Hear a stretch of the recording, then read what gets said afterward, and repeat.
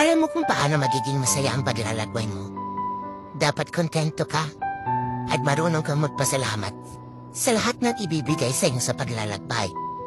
Mapapagsubok man yan o kaligayahan, magpasalamat ka. At syempre, sa paglalakbay mo, dapat alam mo kung sino ang isasama mo. Kasi ang dami-daming gustong sumama. Pero ang iba dyan, gusto lang talagang sumama para makita kang bumagsak at matumba habang ikaw ay naglalakbay. At pipilitin kang hihirain para hindi mo makuha ang gusto mo makamtan. At syempre, dapat sa paglalakbay, kahit anong mangyari, pipiliin at pipiliin mo pa rin maging masaya. Para at least, darating ang araw, nakamtan mo na ang gusto mo makamtan, naabot mo na ang pangarap mo. Masaya ka at hindi ka magsisisi. Dahil sa proseso pala ng paglalakbay, pinili mo lang na maging masaya.